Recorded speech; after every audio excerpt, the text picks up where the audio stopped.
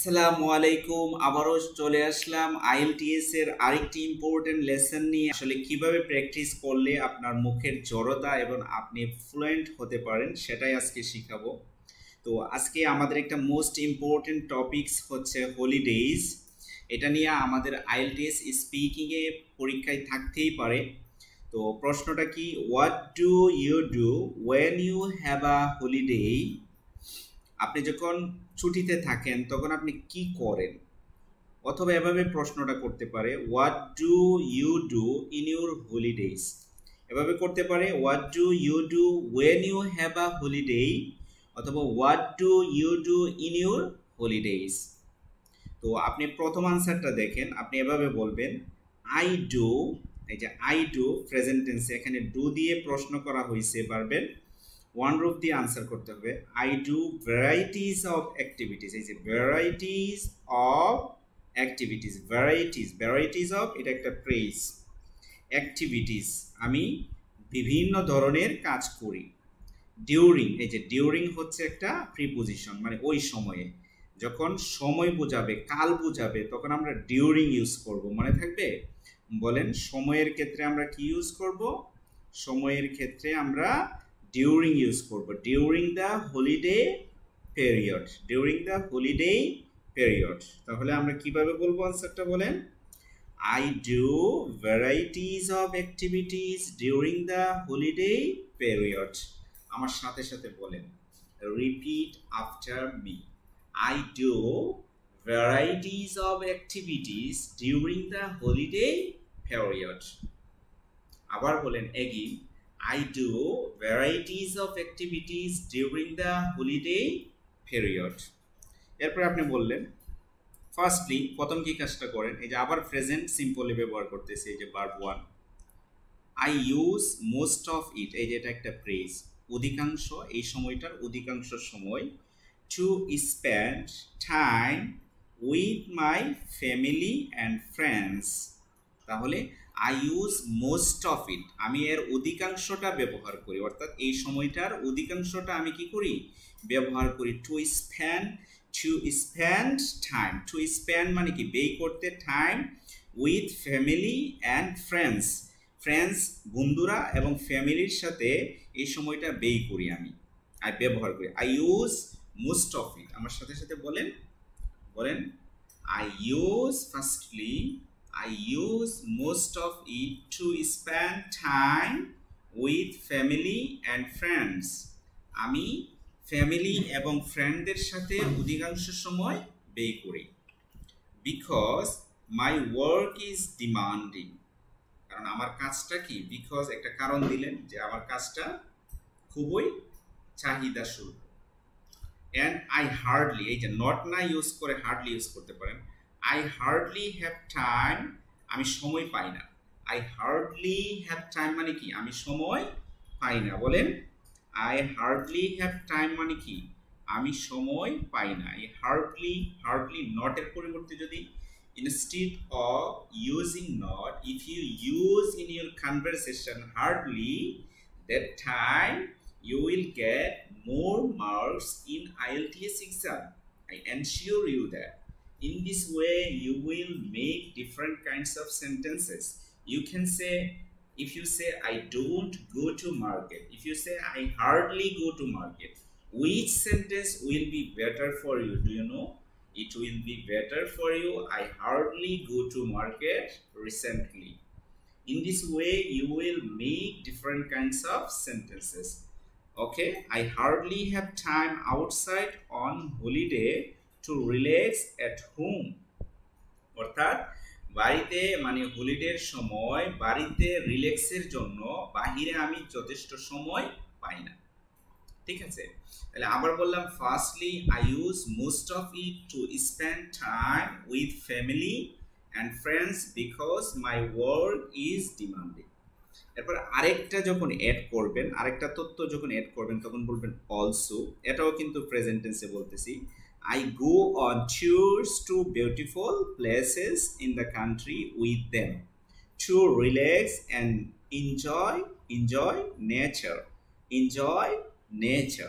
ঠিক আছে, আমি ট্যুরে যাই, beautiful. I go on tours, I go on tours. বলেন কিভাবে বলবেন?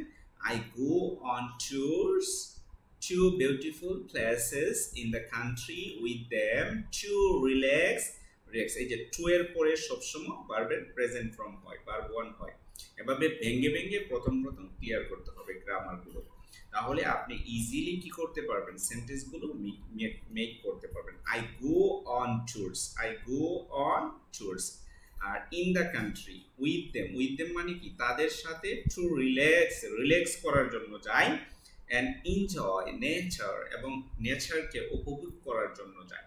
তাহলে আমাদের ফুল আনসারটা কি হলো? যদি আমাদেরকে কেউ প্রশ্ন করে, এক্সামিনার যদি আমাদেরকে আস্ক করে, what do you do when you have a holiday, or what do you do in your holidays, you will answer in this way: I do varieties of activities during the holiday period.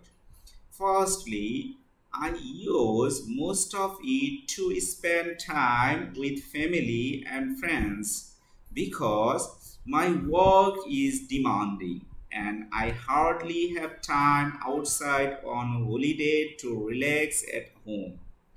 Also, I go on tours to beautiful places in the country with them to relax and enjoy nature.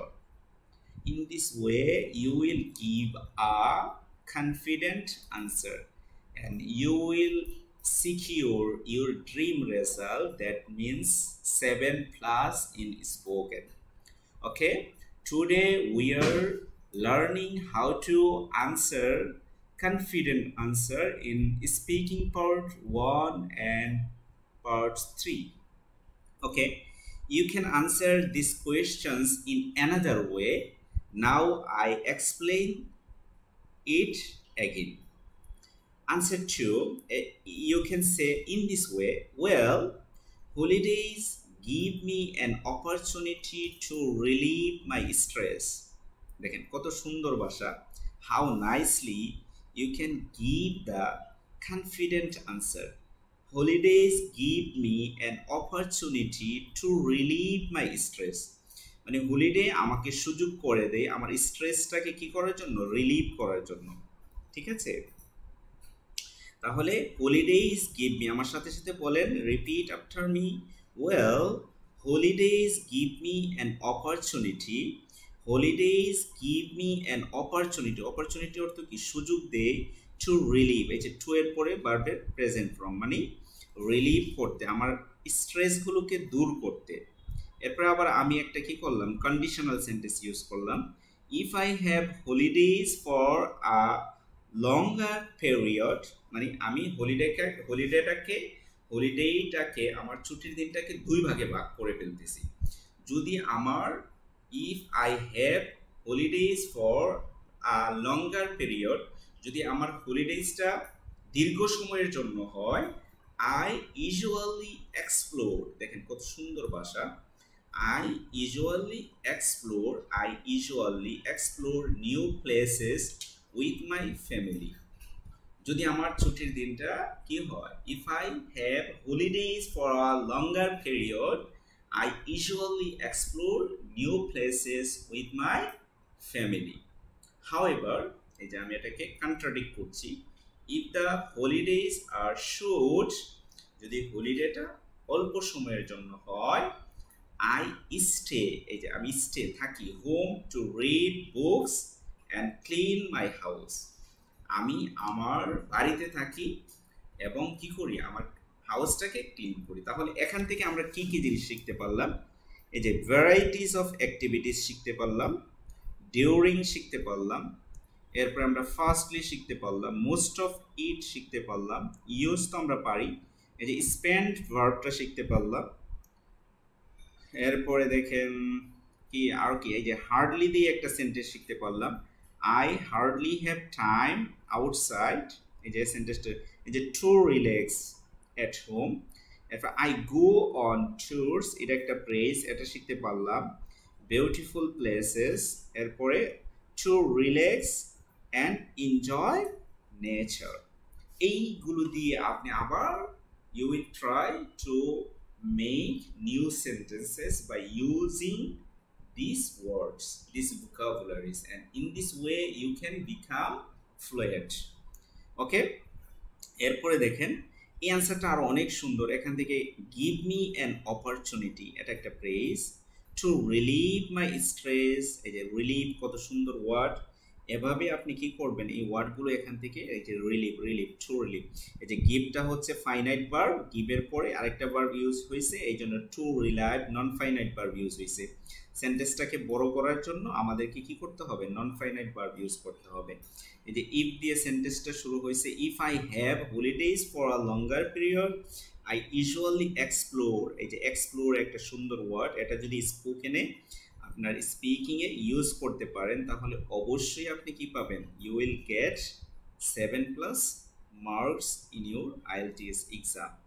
Okay, with my family however, এই যে এখানে cohesions and coherence, if the holidays are short I stay, আমি থাকবো, আমি থাকি, home, I stay home, to read books and clean my house, এবং হাউসগুলোকে clean করার জন্য এবং বইগুলোকে পড়ার জন্য আমরা কি করি, if the holidays are short তাহলে আমি কি করি, বাড়িতে থাকি। ক্লিন ওয়ার্ডটা, স্টে ওয়ার্ডটা এগুলো ব্যবহার করে করে নিউ সেন্টেন্স কি করতে হবে, মেকিং করতে হবে।